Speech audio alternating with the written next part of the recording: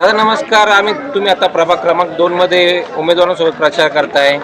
काय भूमिका आहे तुमची उमेदवाराची आणि कार्यकर्ता म्हणून तुमची भावना काय राहील? नमस्कार, मी मझाहिर जाफरी. आज 2 नंबर वॉर्डची जी उमेदवार आहे हुतेबिया शेख, तिचा हस्बंड आहे मी. तिच्याबरोबर सगळीकडेच आमचं जाणं होतं आहे. 2 नंबर वॉर्डमध्ये जेवढं आहेत सगळीकडे आम्ही जातो आहे. सगळे समस्या ऐकून घेत आहे. आणि हा वेळ जे आहे प्रचारचा, हा एकदम फास्ट अँड फॉरवर्ड वेळ आहे. त्याच्यात सगळीच समस्या आम्हाला कळू शकत नाही, पण आमचे जे प्रयत्न आहेत ते थोडेफार आम्ही समजून घेत आहोत. जे प्रश्न आम्ही करतो आहे त्याचे उत्तर आम्हाला भेटते आहेत.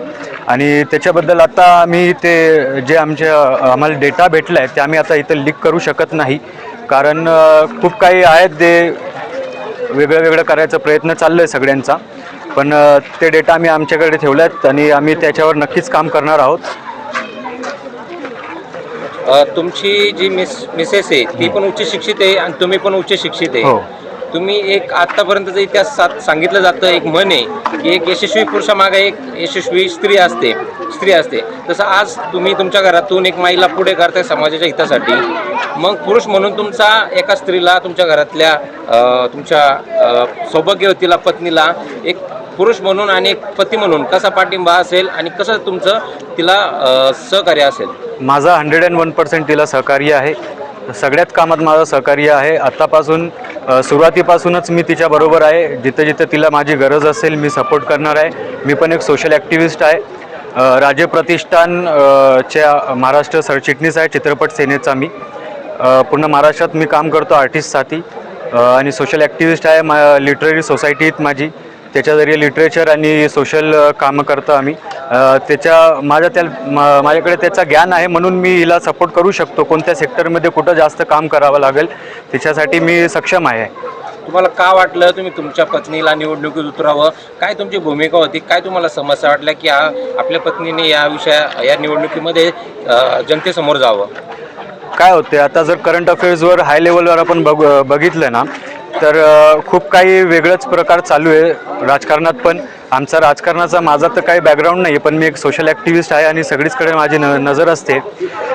पण मला एक सांगायचं होतं की जे आता तुम्ही पण बघितलं असेल, तुम्ही पत्रकार, तुमच्याकडे पण ती न्यूज आली असेल. आमच्या समाजाला अब्दुल फक्त पंक्चरच बनवू शकतो, हा एक टॅगलाईन दिलेली आहे.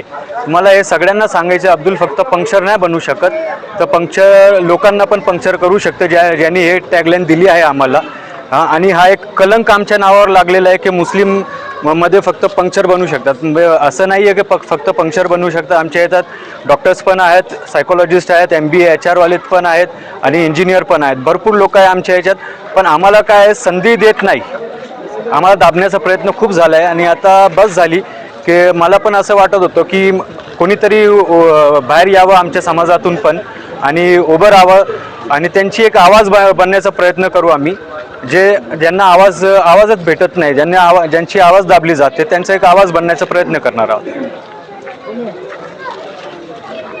जनतेला काय आव्हान करणार की माझ्या पत्नीला तुम्ही मतदान करावं? 2 वाक्यात. हो, माझं एकच आव्हान आहे, कोणत्याही कास्टचा असो, कोणत्याही जातीचा असो, कोणत्याही धर्माचा असो, आम्ही सगळ्यांना माझी एकच विनंती आहे की आम्ही कोणताही धर्म वगैरे बघणार नाही, काहीच बघणार नाही. आम्हाला फक्त एक समाजकार्य करायचं आहे.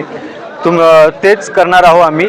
आणि त्याच्यासाठी एक संधी आम्हाला देऊन बघा. आम्ही तरुण आहात, आम्हाला माहीत आहे तरुणांचे काय प्रॉब्लेम्स आहेत, कसे सॉल्व्ह करू शकतात. आमच्या सपोर्टिंगला आमचे सिनियर आहेत, आम्ही शिकत आहोत त्यांच्याकडून. आम्हाला राजकारण माहीत नाही, पण आम्ही एक कोरा कागद आहे. तुम्ही जसं आमच्यावर लिहिणार तसं आम्ही लिहून देणार तुम्हाला. धन्यवाद.